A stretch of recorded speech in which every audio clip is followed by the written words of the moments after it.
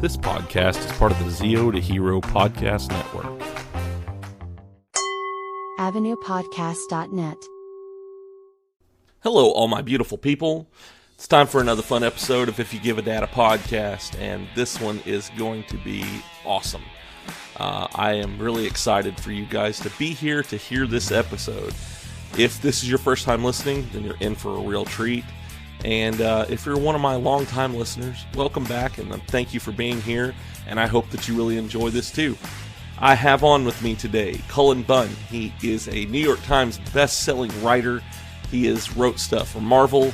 He has wrote stuff for DC, Image, Dark Horse. He's done all kinds of horror comics and different books and things like that. And he is just amazing, and I'm really excited to have him on today.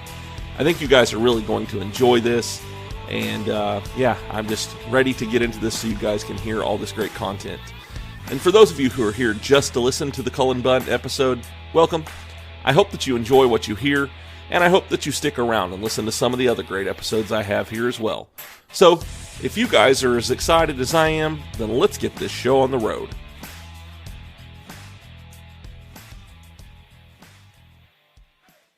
If You Give a Dad a Podcast. You're bloody welcome!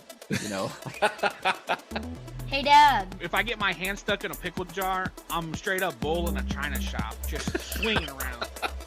Started writing songs when I was about 12 or so. Seriously? They're retrofitting me now, and I'm like, yes, finally. I've also had the opportunity to go train with Hoist Gracie and Dan Severin. Wow. I like that. That's different. It stands out. That day I took my very first bump and it was fun. There's only one section to go through first. Yeah. Toys. Bro.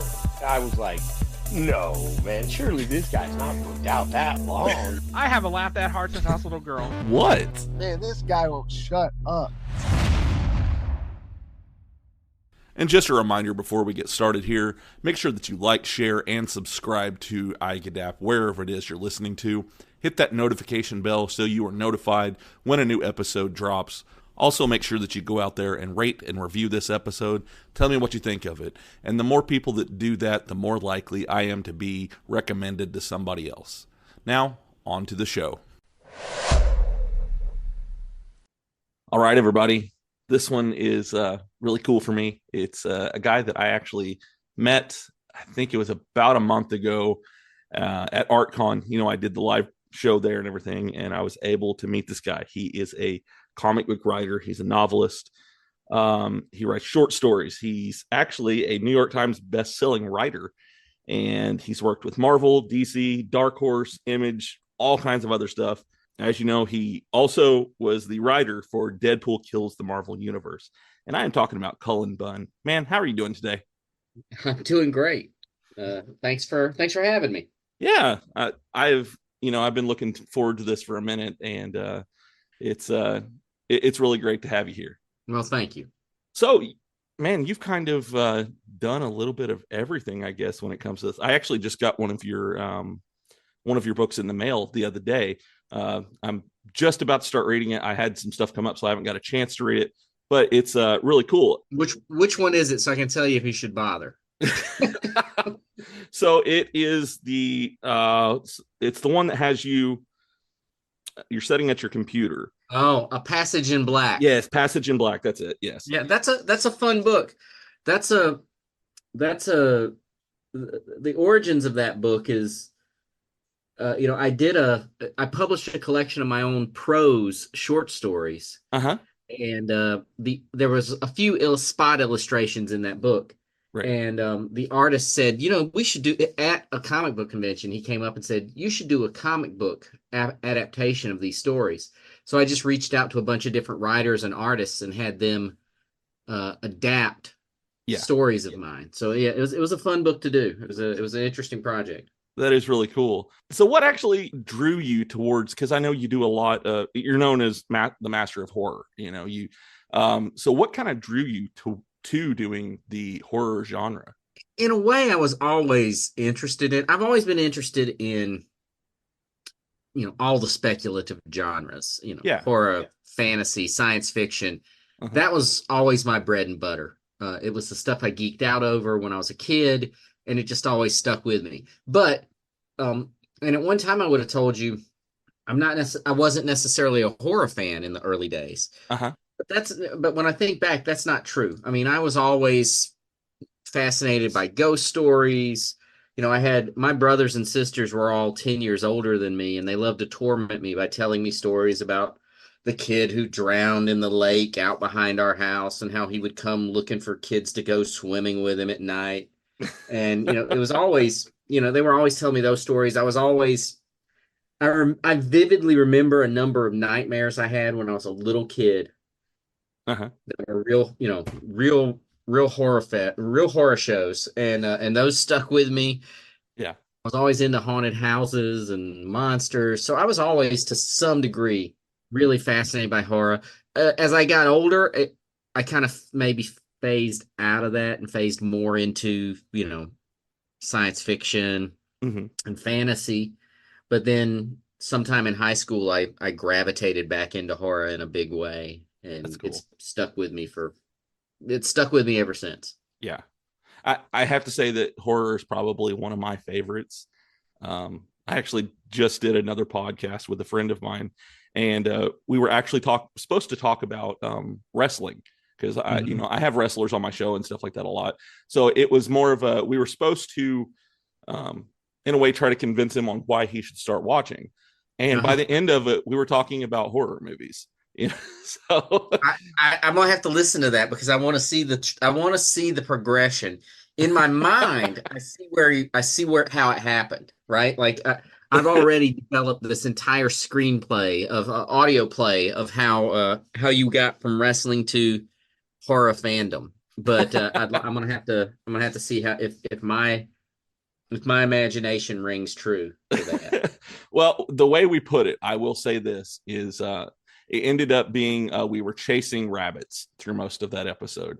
A lot of even my show here, you will I don't have like a set, like this is the topic for the night or anything. Sure. It's pretty much, it can go anywhere. That's the reason why I like to call it a podcast about nothing. I've even had a few people like tell me that this was like the Seinfeld of podcasting, because it's just so random. So then you put me on this guy's podcast, and I'm already random enough as it is. So it just kind of mixed well, but it turned out really good. Awesome. Yeah. Well, sometimes those are the best conversations, right? You never know where they're going to go. Exactly. Yeah. But like I said, I've always been, a big fan of horror. And then I met you at ArtCon, and I saw all of your books that you had there with you and everything. And I was like, I think this is a guy I would really like to talk to. And, I had seen some of your other work and everything. I'm a big Marvel fan, big DC fan, things like that. So I was aware of your work, but then I saw, I guess I didn't know about a lot of your horror work that you had done. So that was really neat to see. Yeah, I've done a lot of it. It's interesting because it all depends on how the reader comes into the work, really, because with Marvel and DC, it's always been a struggle to do any horror work with them. Like they've never really been interested in it, right? With me. So if you read a lot of that, their stuff, you don't see that side of me. Yeah. But in my creator-owned side, I do a lot of it. Yes. Your style definitely comes out in a lot of the stories and stuff that I've been reading lately. Like I went and rebought Deadpool Kills the Marvel Universe, and the ending is what really cracks me up on that. How you brought yourself into that, and then he threatens, the reader at the end, and it's just the way you were able to work that in there. I think that was just perfect. That's that book is a horror book in the grand scheme of things. I mean, that's how I pitched it to them. Yeah. Is that it was Deadpool, but if Deadpool were, Jason Voorhees or Freddy Krueger. Right. That's how I pitched that series. It's also the book it is the most divisive, I think, of my Marvel work. People either loathe it with a fiery passion. Uh-huh.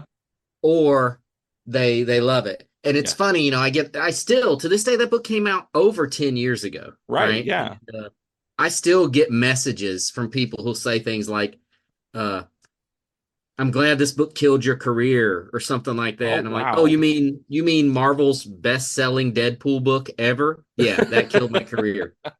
You need to rethink that one, pal. Right. I get a lot of hate mail over that book, though. It's fun. Yeah. And I get why people might not like it. Okay. I also couldn't possibly care less. But it's interesting how divisive that book has been over the years, and how it has strangely continued to seem relevant to people. I mean, it's like I said, 10 years and that book's still going strong. It's always in Marvel's top sales, records. So I do have a question on that, and you've probably answered this many times before. Did they give you whenever you wrote this story, when it came to killing certain ones, did they tell you you have to have it a certain way, or did they just give you free reign to say this is I think it's very I like the way you did Wolverine and how it was, because you obviously can't fully kill Wolverine, and so your way of keeping him from being able to regenerate and stuff like that, I liked that. There was a lot of thought behind it. Yeah, they did not give me.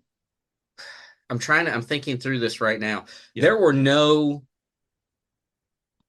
editorial mandates on that book. There was no pushback on any of the death scenes or anything like that. There were no characters I couldn't use. Yeah. It was pretty much free range in that book. Okay. And a lot of it was just I did research. Some of the deaths were a little goofy, and then some I was like, I really need to think this one through. How do I make this seem realistic? Wolverine was one. I had to research that sword that keeps him from regenerating. I think that's how I killed him. So it was a lot of, there was not a lot of pushback on Deadpool Kills the Marvel Universe. I remember the reason I was hesitant is after that book came out, they wanted me to do a follow-up series. Uh-huh. And the first thing I pitched was Deadpool Kills the Cosmic Universe, and which doesn't make sense because he'd already killed them in Deadpool Kills the Marvel Universe. Right. But that was the first thing I pitched, and that one they did push back because Guardians of the Galaxy was getting ready to come out, I think, and they didn't want me to kill those characters. Gotcha. You've done some work on them, on Guardians of the Galaxy, haven't you? I wrote Drax. I wrote Drax, the Drax series for a little bit with CM Punk. Yep. And speaking of wrestling, and and I mean they've appeared in some other things I've done. I've never done like a pure Guardians of the Galaxy series. I don't think. Sometimes I forget. What was it like working with Punk? Oh, it was great. He was a great collaborator. I had a lot of fun working on that series. We did a lot of fun stuff that I didn't think they'd let us get away with. I would have loved for the series to continue a little while longer, but that wasn't in the cards. Yeah. But no, it was a lot of fun. He's one, it's really cool because whenever he comes out to the ring, the first time you see him, you know that he's a wrestling fan because he says it's clobbering time, when he comes out. So I've always wanted to, I would love to talk even with him, when it comes to comic books and stuff like that, because he's a real fan. He's loved comics for a long while. Right. And he was a great collaborator. I have nothing but good things to say about him. In that, the only thing I'd say, he bought another wrestler copy of Amazing Fantasy 15, and I saw he had bought one, and I texted him and said, "Oh, you didn't have to get me a present." And he's like, he said, "Well, sadly, it is a present, just not for you." Oh. He gave it to another wrestler. That's cool. Yeah. I like I said, I keep up with a lot of that and everything. So it's kind of cool to see him come back and everything. But when it comes to your process, what does that look like whenever it comes to your writing process? Are you one of those people that can just sit down and write it in a day, or is it something that takes you, a few weeks to do? So, I can write a comic script for a full issue comic in a day, no problem. Oh, okay. If there's a big if to that, though. Most of the work I do on a comic script, though, is in outlining phases. Okay. And before I ever start scripting, the reason I can do a comic so fast is I've spent so much time outlining the book. Yeah. So in comics, you have to outline. I mean, yes. I'm a big believer in outlining in everything these days, but comics more than anything, as a writer, right? You have to outline it because you're constrained. Comics is about economy. Yes. You have only a certain number of pages, only a certain number of panels, things like that. So before I ever start scripting, I've outlined that book 4 times. I do a very high level outline that is really just things like they fight, they run, they talk. And then I go through a second outline, which I detail that a little bit more, and I plan out how many pages everything's going to take. And then I go through a third outline where I have to cut my pages down because I've overplanned. And then I go through a fourth outline that is very detailed. It's like a bulleted list of everything that's going to appear on the page. And an artist could easily draw an issue based on that fourth outline. But then I go through the actual scripting process and I script it and I flesh it out even more. Okay. So the reason I can write the script so quickly is because I spend so much time outlining it. Right. I mean, it's a thorough process, but I mean, it works, I mean, you've been able to be very successful at, writing this stuff. So, I mean, it obviously works for you. Well, it works for me. There's the thing. I know other writers who don't outline at all. They just sit down and they bam, there's a script. I know, and they can do it very quickly. And I know a lot more quickly than I can. And I know others that take, a week to write a script. Right. It's all based on what works for the individual. But this outlining process for me is the only thing that works. I mean, if I don't do this outline and I just sit down and start writing a script, I am going to be in trouble by the time that script is about halfway through. I'm going to realize I don't have enough room in the issue. Would you say that's like you're writing too much if you don't do the outline then? Oh yeah, always. One of those phases I mentioned is I plan. I basically sit down and I write every scene out. Right. Yeah. And it's a sentence or two about each scene in the book. And then I write down how many pages I think each of those scenes are going to take. And then I add those pages up. Oh, okay. Almost always. Let's say it's a 20-page comic I'm writing. Yeah. Almost always I've planned 40 pages. So I have to go back in and cut 20 pages worth of content out, or figure out how to rearrange it. Right. Which is where it goes into the next stage, which is really all about fitting the puzzle pieces together, collapsing scenes, combining scenes, deleting scenes, and making them, and that's really, that stage is pretty important. It's where the magic happens. Right. Yeah. Well, so I work with a local comic book company out of Little Rock area, and they just had their newest comic come out called The Eighth Day. And originally it was supposed to just be, like your 22 pages or something like that. And the first one ended up being a double issue, and it was like 44 pages long. But I mean, it worked, it was really cool that they were able to do that and everything. But yeah, I can see that, if you don't have that guideline, then, you're going to end up writing too much. Right. Yeah. It's easy to get into trouble if you're not careful. Yeah.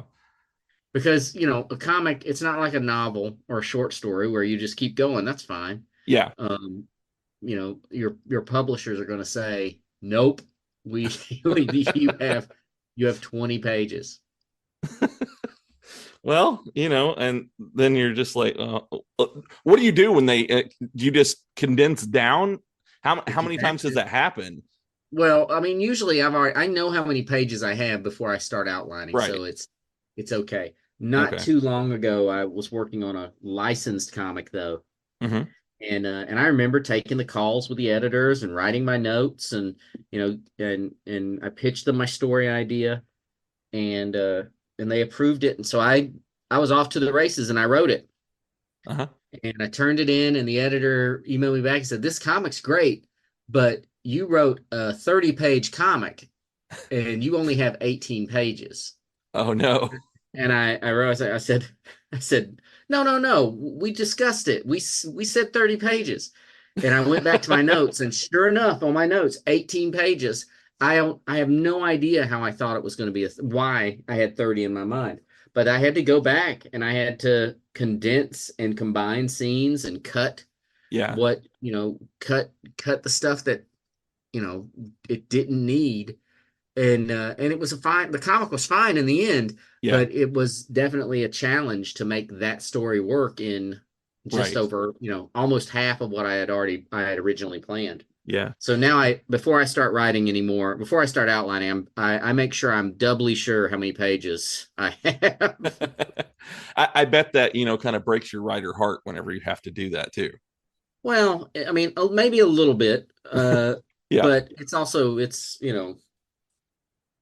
it's the kill your darlings philosophy. You Yeah. have to sometimes you just have to get rid of the stuff you're precious about. Yeah. No, I get that. We've talked about how you like horror. Do you have a favorite horror franchise that maybe you grew up with, or that you like now even? So, I mean, there's a lot of franchise. When you say the word franchise, yes. I'm a big fan of the Phantasm movies. Oh, okay. So from a franchise perspective, Phantasm probably takes top marks for me. I love the weirdness of those movies. Yeah. In fact, I love them so much. Just talking about them now with you, I'm gonna watch one of them tonight. I know.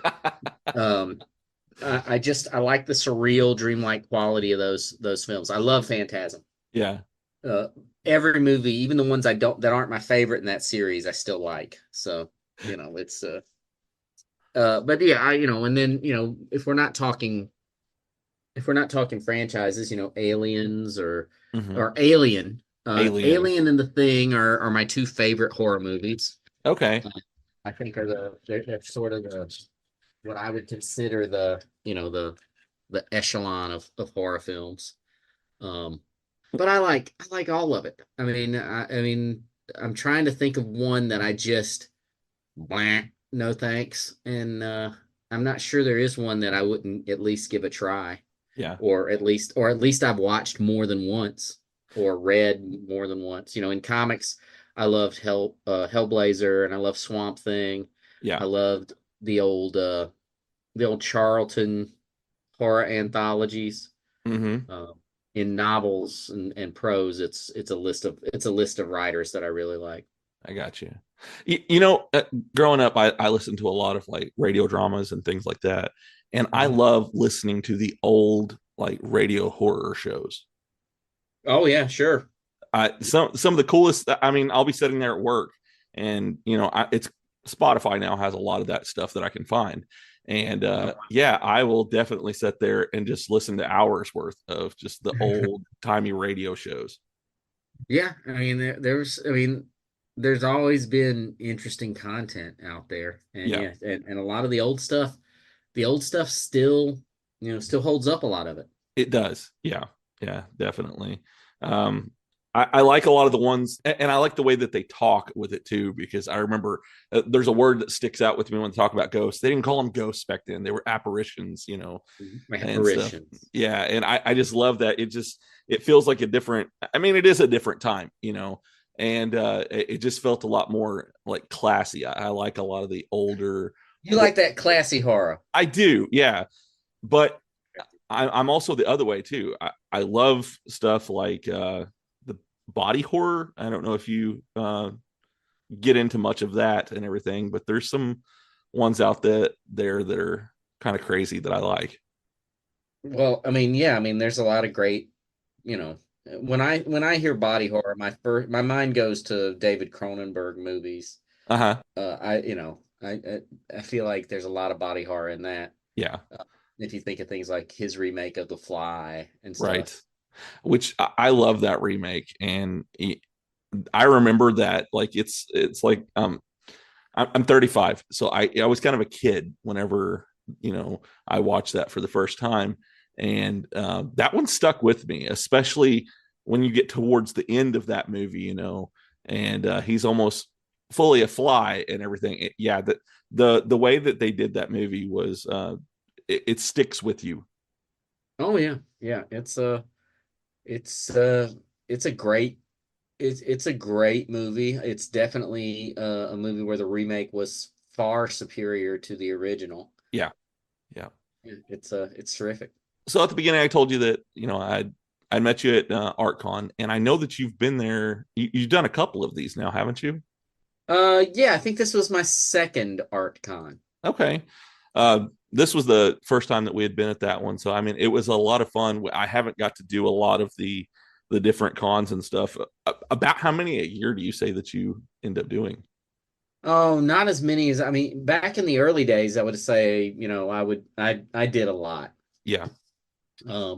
These days, in the past few years, I would say, I do 5 or 6. I don't do many at all. Okay. It's just, it's tough to do a lot of conventions right now with my writing schedule. Yeah. And I love conventions, but yeah, I would say last year I probably only did 5, maybe even less than that, 4. Yeah. 4 conventions. And this year, ArtCon was the first of this year. And then I just did Planet Comic-Con, which is a big convention in Kansas City. Yep. I'm going to a convention this week, but I'm just going as a fan, which cool.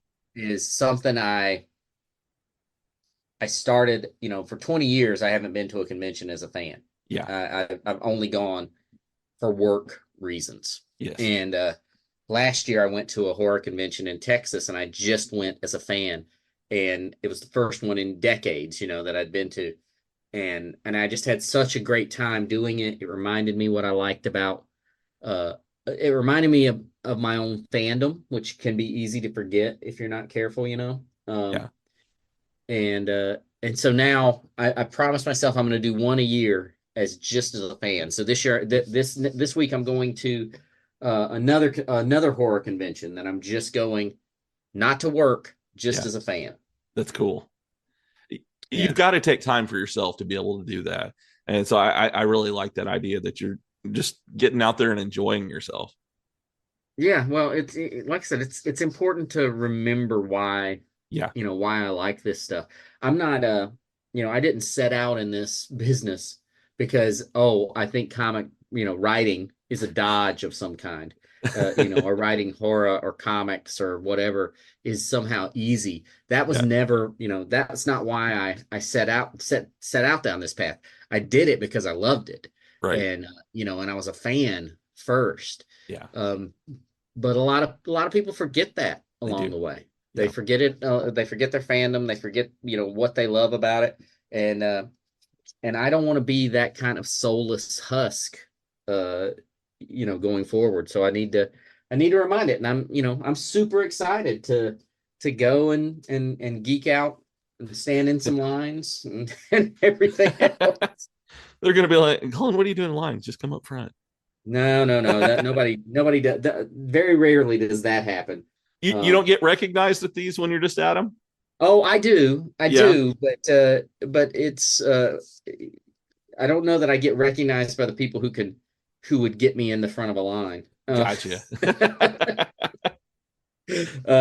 Yeah, occasionally, the recognition comes occasionally. Right. But usually I'm still, especially at a horror convention. If it were a comic convention, it might be different. But at a horror convention, which, really comics are just a very small fraction of this show, I would imagine. Right. If at all. Yeah. It might maybe not as easily recognized. So I've never actually been to a horror con before. It's just around horror movies and horror shows, I'm guessing. Just the horror genre in general. That's and cool. you think comic book fans are voracious. Yeah. Horror fans are insanely voracious. They're also horror fans are also, it is the most welcoming, friendly community you can imagine. It is in the horror fans, it's the best way I can put it is they're just it's a very welcoming community. Yes. They love that people love horror. They love that people like things that they like. Right. And sure, maybe they argue if Scream is a better franchise than Halloween or whatever. Right. But it's always good fun. Yeah. And it's just I was going to horror writers conventions long before I was really going to big comic conventions. And the horror writer conventions were always very, they embraced me as one of them. Right. From the get-go. Yeah. And it'll be, I can't imagine a world where you hear me talking really poorly about the horror fandom. Right. I mean, I try not to talk bad about fandom in general, but horror fandom in particular is pretty awesome. I can attest to that. I actually, for a while, I don't know what happened to it, but I think the group got hacked or something like that. I used to be like an admin for this group, and it was like 30,000 people, and that's all we talked about was horror. And they were some of the best people ever.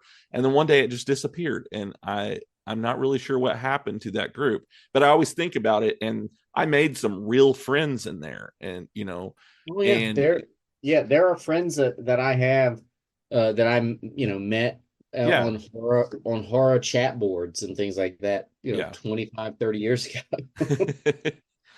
Well, and I think that horror fans kind of get a bad rap, almost like metal fans. People think, oh, you're into that. Well, you must be scary. There must be something wrong with you, and that's not the case. I mean, we have what we like, and you're right. Most of the time, horror fans are some of the nicest people you'll ever meet. Well, yeah, they I don't know who I was talking about. I was talking with Sandy Carpenter, who is the the publisher of Storm King Comics, the wife of John Carpenter. Okay. She was at this big convention I was at, and we were talking about that. And we really think what we decided is horror fans get to exercise their demons in a way that maybe other people don't. We get to, we have the catharsis of horror to get us through and help us work through some of our issues. Yeah, definitely. That's a good way to put it. And like I said, that goes hand in hand with, metal fans. For me, I'm a big metalhead. I don't know what kind of music you listen to, but they scream when I can't. And so I like all kinds of music. So do what? I like all kinds of music. So. Okay, all right, yeah. And so I've gone through my phases. Yeah. As a kid, teenager, I was the ultimate metal head. Right on. And then I went through a rap phase and a reggae phase, and oh no, I've been through every phase. Okay. Yeah, I like that. I'm one of those. I can find something to listen to in any genre. Today, there's a guy that I was working with, and he was like, "Oh, do you like bluegrass?" And I was like, "Yeah." And so I ended up showing him like my favorite bluegrass band, and then we just jammed out to that for a while. Nice. So I like it whenever you can enjoy music from all different genres. Sure. So, do you have any hobbies? What are you talking about? Hobbies? Yeah. I just told you I go to one convention a year. Isn't that enough hobby? No, man. No, I really don't. I mean, occasionally I'll get together and play board games with some friends. Occasionally occasionally I will play, Dungeons and Dragons with some friends. All right. But and I collect a few things. But even that, I don't necessarily consider my collections a hobby. It's just something every now and again I grab something. I'll see something, I'll grab it. Right. But no, I don't. I can't say that I have like a lot of hobbies and nothing that sticks with me for, a lot of time. Gotcha. I like to tell stories. I like to write stories, and so, and I don't. I know these days some folks can get bent out of shape if they think, oh, you're advocating that everyone just work themselves, work constantly and work themselves into the grave. Yeah. And I'm not. Right. What I like I'm not saying anyone does, works on the schedule I work. Yeah. Except me. I want to work myself into the grave. So let me do that. And if people are upset with me for working myself into the grave, well, they need to get over it, because they're, that's what I want to do. Right. Let me die the way I want to. Well, I mean, you'll die happy, because you can tell you're doing what you love. And in your case, I guess you could say, does it really feel like work when you're doing what you love? Yes, it does. Look, what I do, I'm very thankful for. I'm very thankful that I live in a world where I can tell stories for a living. Yes. And that's a great job. Mm-hmm. But it's still a job. And there are still days where it feels like work, and there are months where it feels like work, and there are years where it just feels like oppressive work. Yeah. But I'm still, even then, there are much worse jobs to have. That's true. That is very true. Yeah. I can understand that. There's days I don't want to edit my show, so I bet there's probably portions of what you do that you probably like the least. Oh, of course. Yeah. Like I said, anyone who thinks that all I do is write all day long is out of their mind, because, more than half of what I do is busy work. It's administrative work for writing. Right. And that's, that can be a little frustrating sometimes, because I'm like, there are days where I'm just like, I worked all week long as hard as I could. Yeah. And I didn't write a word. So it can be, I mean, heck, this week has been that way. The last 7 days I've been working. Yeah. But none of that work is actually telling stories. So. Right. Well, I know that one thing that you're doing right now, you have a Kickstarter going, don't you, for a new story? I do. It's only for a couple of days, so I don't even know. I don't know when this airs. Okay. So it might Monday. be over. It'll be over by then, but that's okay. I have a Kickstarter going on right now for a book called The Faraway, which I'm doing with Outland Entertainment out of Kansas City. Uh-huh. I have like a horror imprint at Outland, and we've just started doing comics in the imprint. The Faraway is going to be our first comic and so that's that's there now. Within 30 or 40 days, I think the publisher was telling me, we're going to launch our second Kickstarter for another comic. Okay. So we're going to be doing a lot of comics, and we're going to be moving them through pretty quickly. Yeah. So the Faraway will be finished. But the good news is, your listeners, if they want to back, if they want to get the Faraway, they want to make sure they didn't miss out on this first comic. The next Kickstarter we do, and we're in the debate stages of what that one's going to be. I've got a few comics that are ready to be launched. Okay. You'll be able to get the Faraway. We're always going to set these campaigns up that you can. There's always going to be a catch up ability, so you can always get the stuff you missed. Okay. Until it's out of print, obviously, but But yeah, we're going to be doing a lot of horror comics, and Outland kickstarts everything initially as sort of like their pre-order system. Okay. So we're going to be running those as Kickstarters throughout the year. And yeah, we're going to be doing a lot of them. I think we announced 5 or 6 books to start with. Oh, wow. All horror comics that are coming out from Outland Entertainment. Uh-huh. And some of them are one shots, some of them are going to be series. Mm-hmm. So yeah, we've got a lot of cool stuff coming on that front. So how often do you do like the Kickstarter stuff? Because like the one that I work for, they've done 5 different comics, and they've done Kickstarters for each of those. And so how many have you actually been involved in when it comes to that? So I've done, I think if I'm counting projects that I didn't necessarily run, but I was involved with the Kickstarter in some way. Yeah. I've probably done 10 or 11 myself. Okay. And I've learned something, and I've stumbled. I've stumbled on almost every one of them and learned something new on almost every one of them. Okay.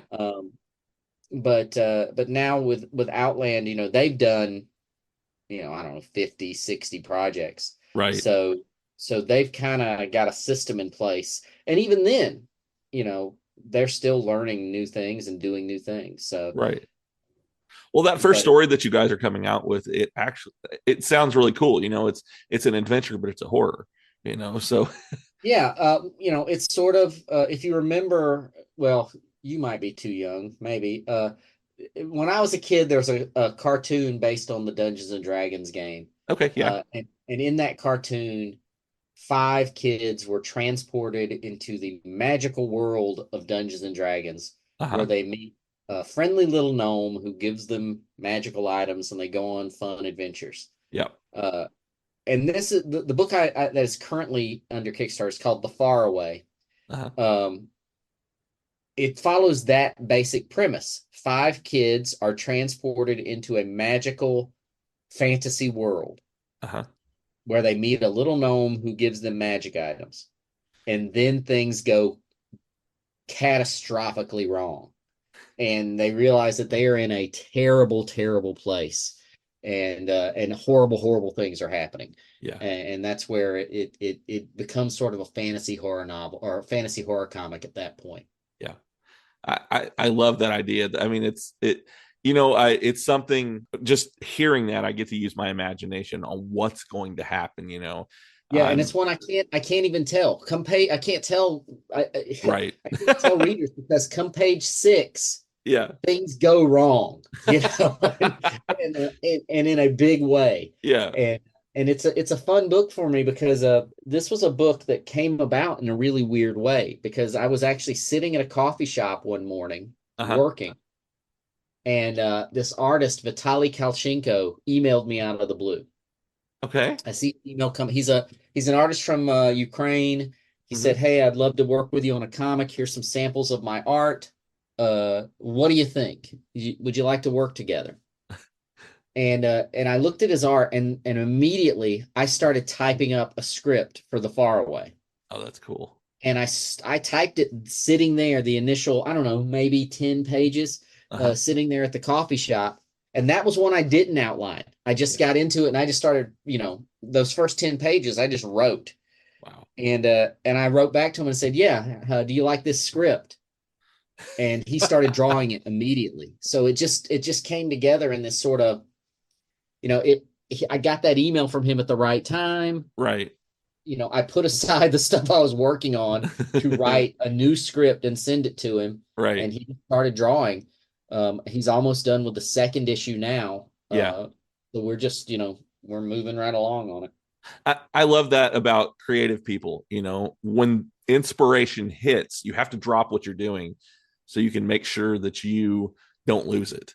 Yeah, sometimes you do. Sometimes you just have to, I was driving to Oklahoma last week, and driving along, the idea for a story just struck me like a lightning bolt. Yeah. And and everybody in the car was asleep except me. I'm sitting there driving. I'm like, how do I write this story down, this idea, so that I don't forget it? Yeah.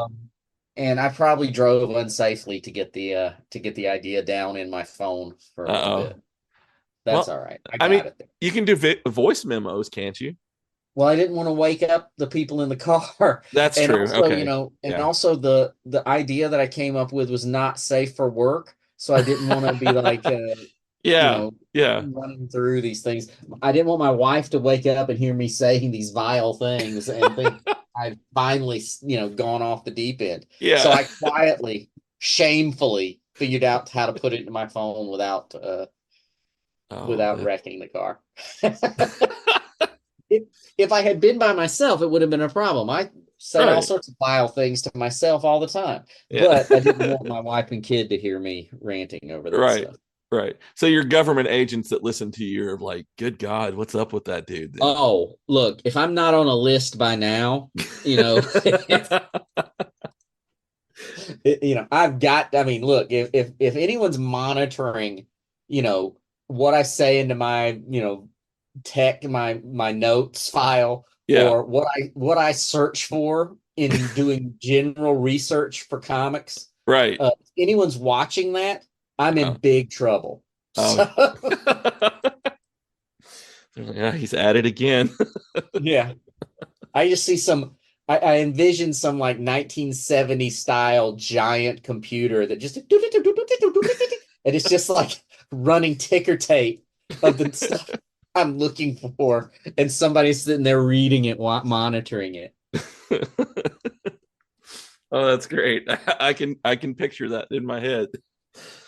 So there's a couple things that I found on when I was doing some research for this, and IMDb had a few things come up on there. The Empty Man, the movie that came out in 2020, was one of the things that came up. Yes. That's a very interesting movie. I like that. And so what was the inspiration behind that story? Well, The Empty Man came together for me. I remember when I came up with this idea for that book. I was actually on the road to a comic convention, and I was looking out across this field. Yeah. And there's like barbed wire fencing around this field. And there was plastic tarp that had blown off a truck or something that was tangled up in the barbed wire, and it was blowing in the wind, but it had this weird shape to it. Right. And I wrote down, again, I wasn't driving this time. I wrote down in my notebook the line, and it just, for some reason, this line, "The empty man made me do it," popped into my head.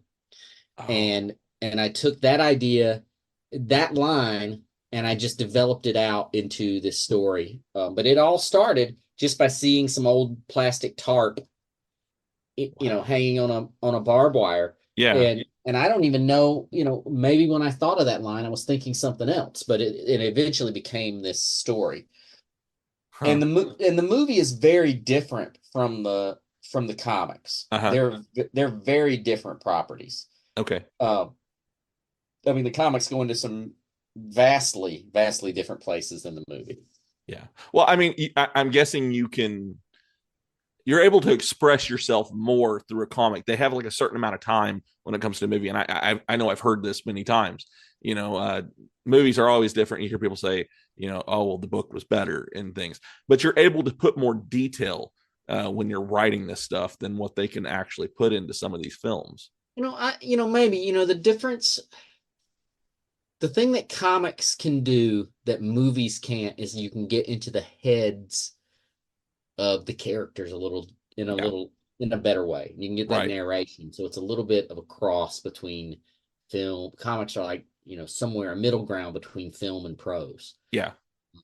But movies can cover a lot of ground too. Yeah, they can.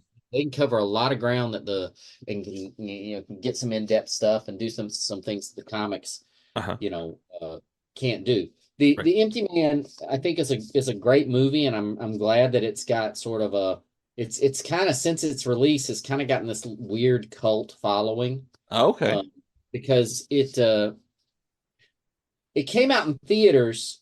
I remember like the first week of lockdown for COVID.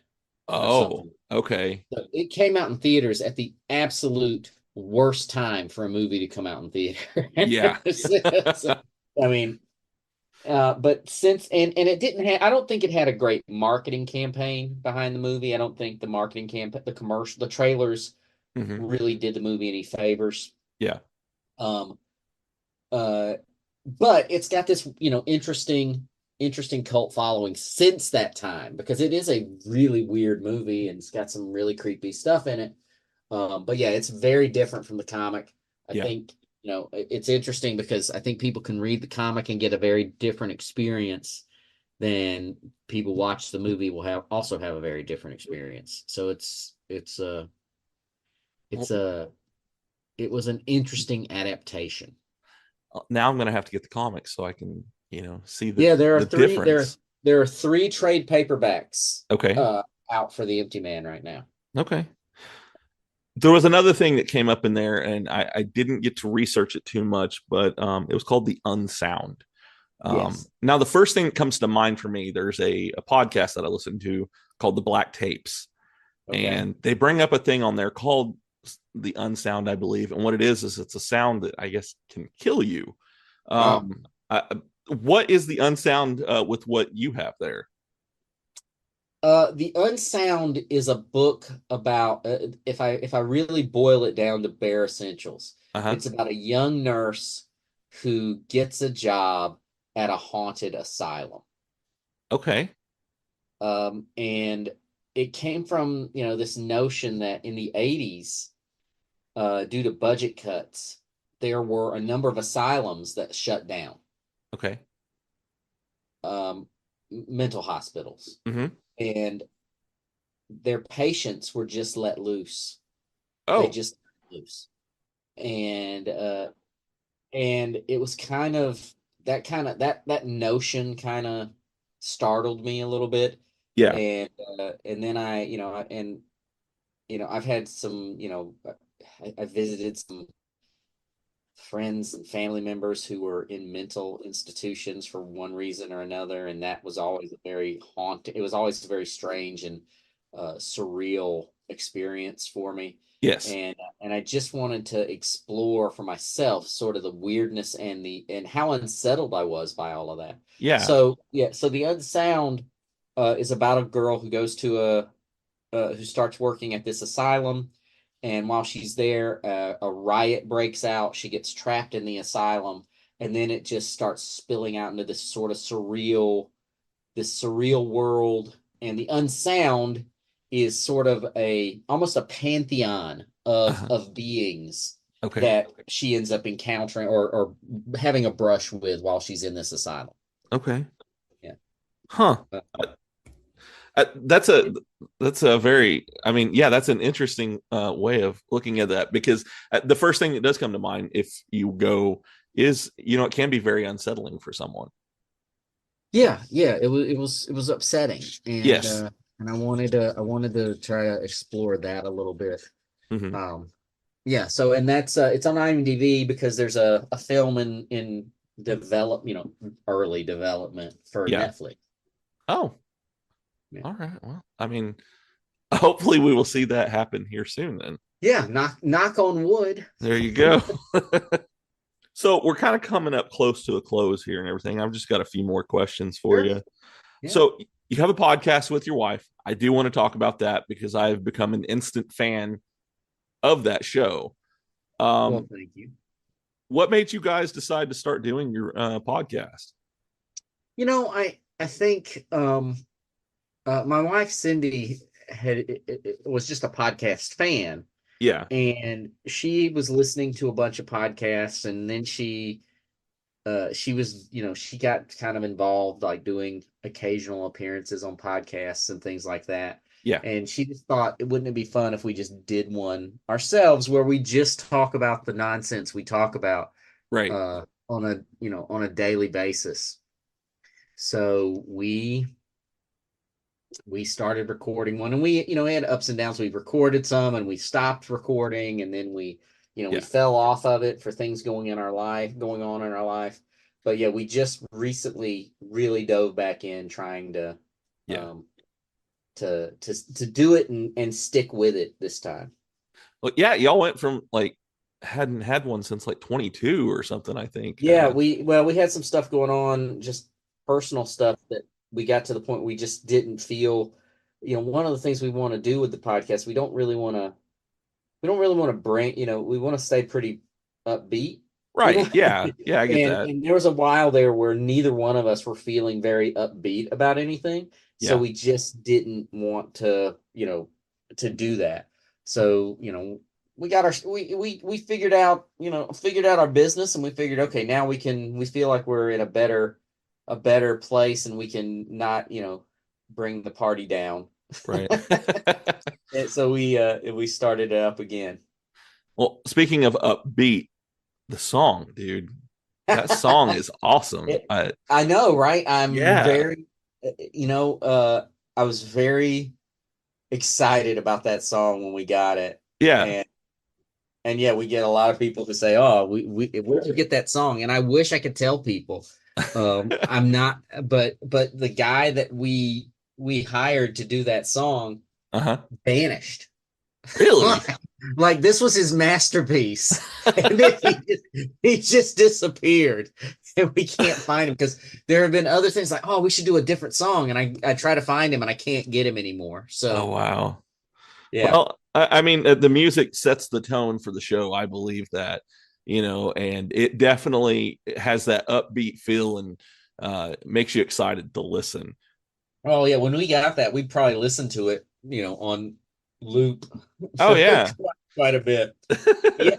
Yeah, you can and you can listen to that podcast. I just actually, there's nothing fancy to it right now because I'm not a designer, and I just wanted to stake a claim. But we set up a web page where you can get to all the episodes now too.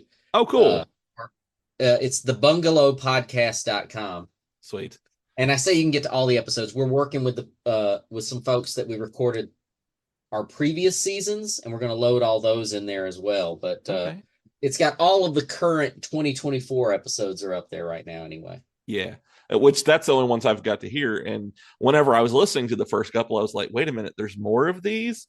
And... oh yeah, there's a bunch more, and we're going to load those into the website and everything as soon as we get. Again, I'm not a tech savvy kind of guy, and I'm definitely not a podcast savvy guy. Yeah. So we're working with some people who had the files that are going to get all the files to us so that we can load all the previous episodes up too. Oh, that's cool. Yeah. And I, like you said, it's just, y'all talk about everything on there too. It's just, I think one time you said that you would stop having conversations because you were like, this would be great to talk about on the show. Well, that's the danger. Yeah. There have been times when we start talking about something and we just say, hold on, let's put a pin in this and let's talk about it at the next on the next bungalow. So what would you say is probably your proudest moment in your career? Oh my. I don't know. I don't know. Am I proud of, pride is a dangerous thing. It is. Yeah. I don't know. It's tough. I have a lot of things that I'm very, very excited about or that I'm very proud happened. The Sixth Gun is a book I did, creator-owned indie book that ran 50 issues plus a number of miniseries, and that's kind of unheard of in the creator-owned space. Yeah. So that's a big deal for me. Harrow County, I did with Dark Horse, that ran 30-something issues. I'm very proud of that book too. Yes. I did, I had the chance to write Uncanny X-Men, which was a big deal for me because I loved Uncanny X-Men as a kid. Right. So writing Uncanny X-Men was was important, and I'm proud of it. I did Marvel's I can't say it's their first, but I did a book called Fearless Defenders, which was an all-female superhero team that Marvel wasn't doing all-female superhero teams at that time. Oh, wow. And that book, while not a perfect book by any stretch of the imagination, that book meant something to a lot of people, and I still get people to this day who come up and thank me for that book and thank me for, and just gush about how much they loved Fearless Defenders, which, is kind of it's a good feeling. Yeah. So, I'm proud of a lot of those kind of, those stories. I'm proud of any of the stories I work on that mean something to somebody, or even if they just, they just really freaking enjoyed it. That's, if they, that's a, those are proud moments for me. Right. So do you have any goals set for this next year when it comes to your writing? Oh yeah. This year I'm doing, I call it the 2024 5. Okay. Because I have 5 big projects that I feel like, not to be melodramatic, but I feel like these 5 projects will change the course of my life if I pull them off.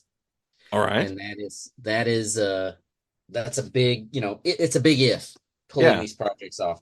But the Outland Entertainment comics I mentioned to you earlier, as we build that, I think it could be a big shift in how I approach comics, depending on how successful it is in the next 3 or 4. I mean, it's one of those things you have to build an audience for it. Right.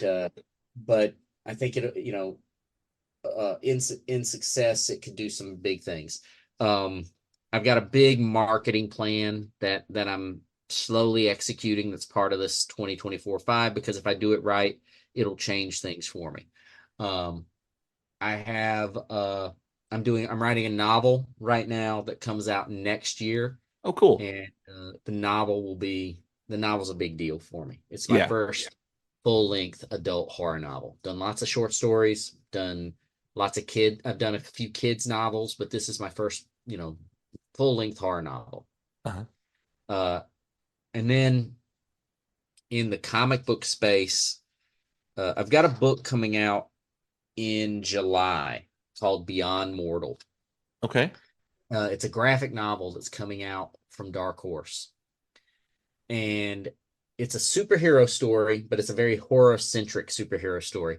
Like the elevator pitch is, what if the Justice League or the Avengers encountered the Cthulhu mythos? Okay. And that's the basic premise of the first Beyond Mortal series. Yeah. Or graphic novel. Right. But that graphic novel opens the door to an entire superhero universe of my own creation. So the second series in that universe is called Jump Scare, which launches in January. Okay. And it introduces a brand new superhero in this sort of superhero / horror universe. And we've got 2 or 3 other books that we're going to want to pitch, that we're pitching and actively, working on to get out there in the Beyond Mortal universe. We're going to be launching some free online comics in the Beyond Mortal universe in the next few months. You can pre-order the graphic novel right now. Okay. And the more successful that book is, the more opportunity I get to have to, create a superhero universe. Right. And it's one of the things I'm just really super excited about. Jump Scare is the most fun I've had writing a comic in forever.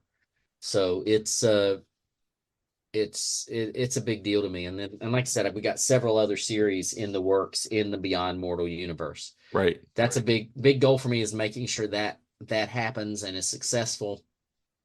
Okay. And then I have one other one that I can't tell you about, only because I'm sworn to secrecy and NDAs and all that stuff. All right. Another big goal for this year, that when we announce it, when you'll know that's what I was talking about. It is not comic book related, but it's a big deal. Okay. Well, I definitely look forward to hearing what that is. And Jump Scare, I'm definitely going to have to look into that. It sounds like something I would definitely be interested in reading. Yeah, it's a fun series.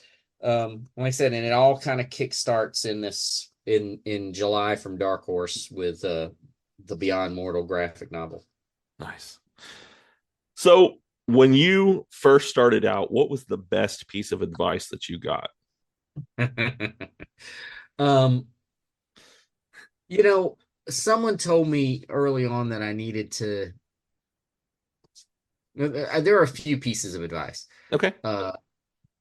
You know, someone told me not to worry so much about what people say online. And that took me a while to really learn, you know, and put it into practice. Because my initial reaction when someone would say something, you know, hateful or hurtful was to say something back. Right. Yeah. You know, I'm going to tell them, hey, you know, I would say something. But then I just learned that there's so much stupidity out there in the world of social media and what people will say to other people. And at least it seems like stupidity. Yeah. And then I realized it's not stupidity. It's just sort of a lack of self-awareness, a general lack of awareness. And I don't need to fan those flames. Right. So that was a big one, is not to worry about that, worry about the work. Yeah. And you know, I don't need everybody to like what I do. I don't, you know, if everybody likes what I do, or everybody, you know, if everyone has the same reaction to everything I do, then I'm just doing the same thing. And right. I don't want to do the same thing over and over again. I get that. And then someone once told me breaking into comics is very difficult. And the only thing more difficult than breaking into comics is staying in comics once you've broken in. Yeah. And that's very true. And I've kept that in mind for, you know, through the ups and downs of my career. Well, I mean, you've been able to stay, you know, in this for quite a while. I mean, you've done so much, and I'm just excited that I've been able to sit here and talk to you tonight.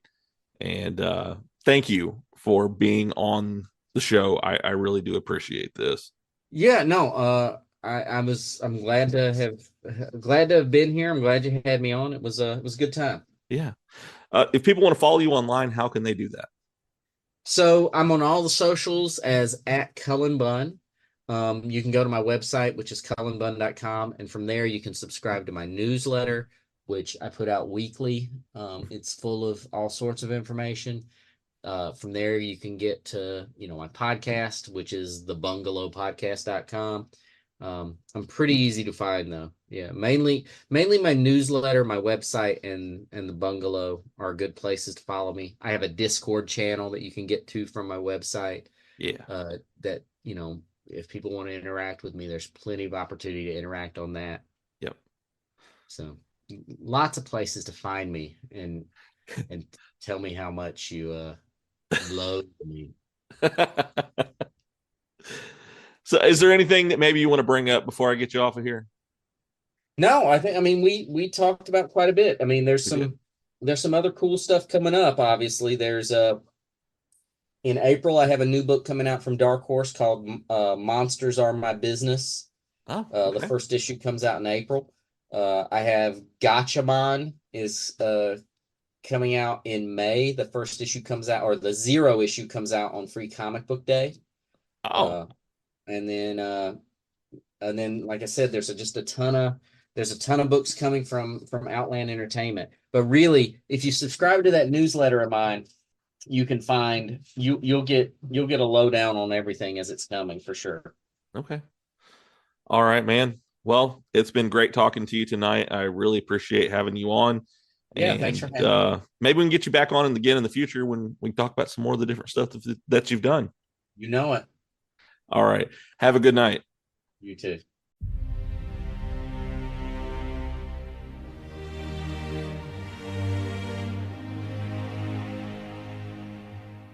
Calling all seekers of the supernatural, all those drawn to the unknown. I am Cosplaydude 637, and I'm here to introduce you to the podcast that will redefine your understanding of the extraordinary. Welcome to The Order, the podcast.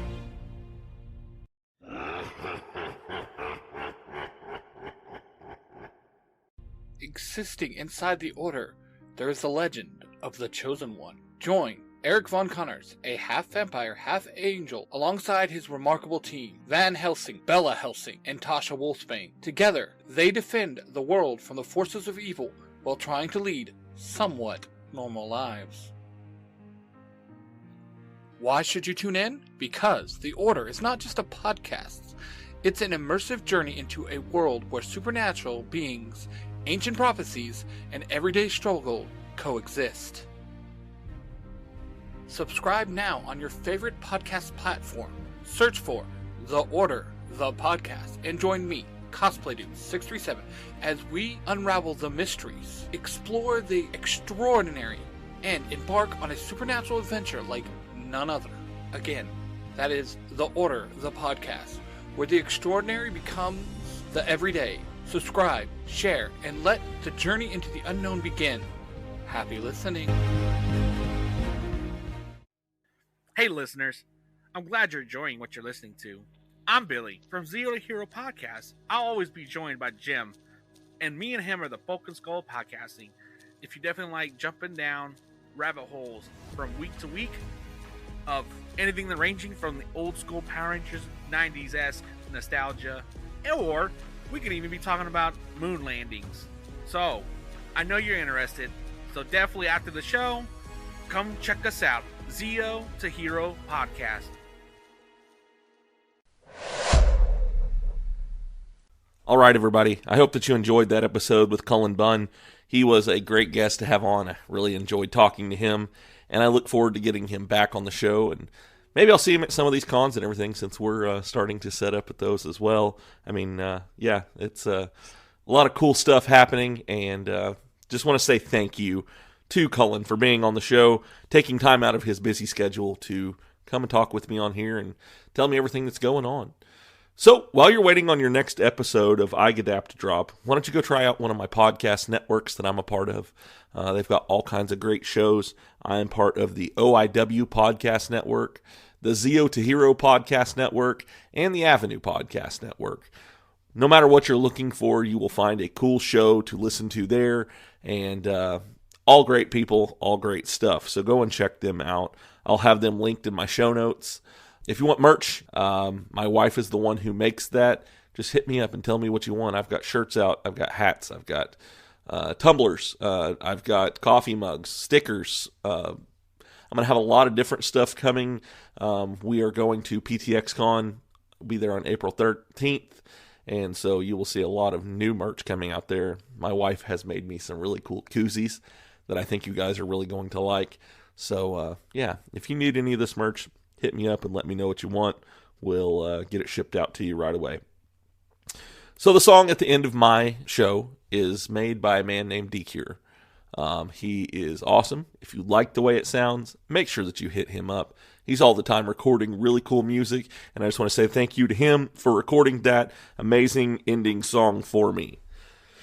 So, as I was just speaking about doing different cons and stuff like that, I do this with Original Geek a lot of the times, and I want to say thank you to them for bringing me in to be a part of Original Geek and to do all these amazing things that I'm able to do now. And you're going to be seeing all kinds of cool stuff coming from them. The 8th Day comic actually just released when it comes to them, so make sure that you get your copy of that. It is a double issue, as you heard me say in this week's episode. It's a lot of fun. It's kind of manga inspired, so I think you guys would really enjoy reading it. And so make sure that you go out there to Original Geek. You can go to originalgeekcomics.com and get your copy today of that. Also, pre-orders for Vengeance issue 3 are now live. You can go and order your copy of that. Also, we're going to be doing all kinds of live events, like I said before, so make sure that you check in and see where we're going to be at. I believe the next one is going to be Nick, and he is going to be at Heroes and Wizards Comics in Webb City, Missouri.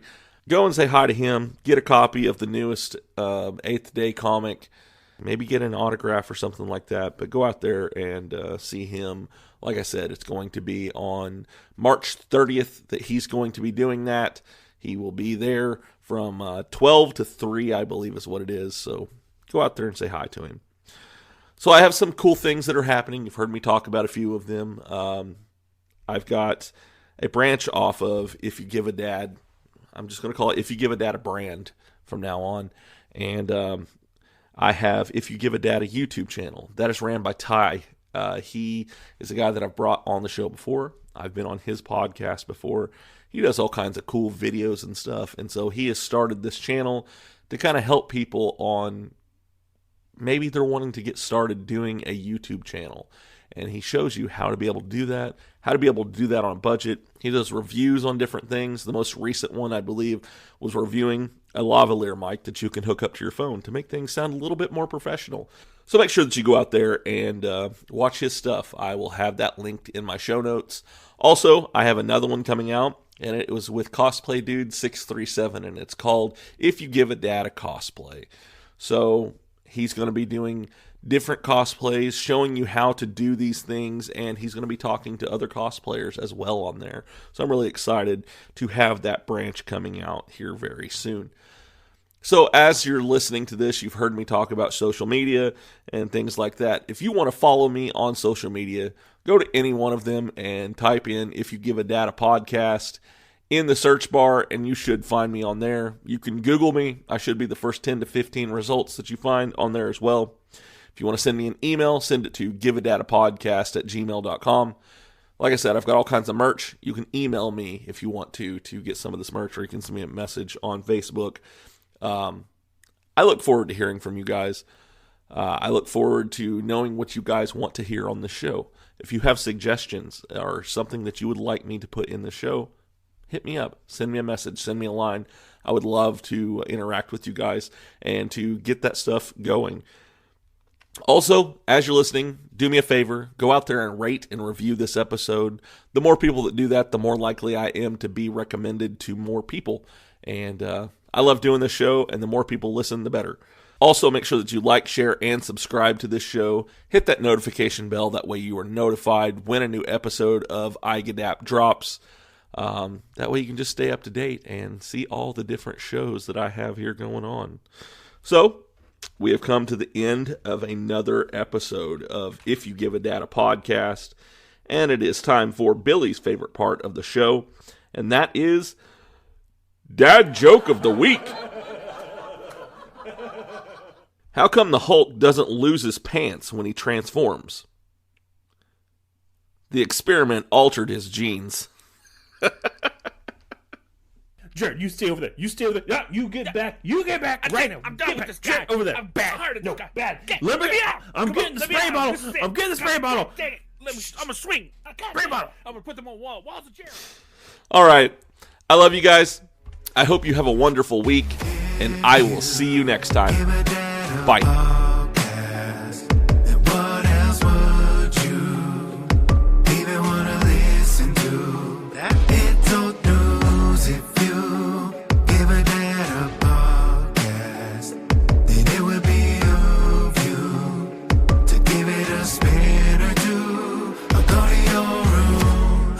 Room rounded, but I got a podcast on. He calls us beautiful people, then tells us who we have on. The best part of my day, the world blocked out in my pods. Tell my friends all about it so that they follow along. And the host is kinda nerdy, but guess what I am as well. I don't feel so alone, and I began walking out of my shell. Heard a story, I needed connection I haven't felt. I'll be looking for the next one, till then farewell.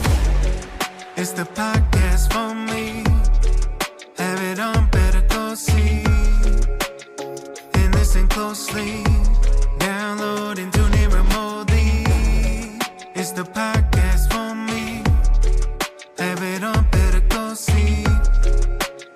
And listen closely, download and tune in remotely.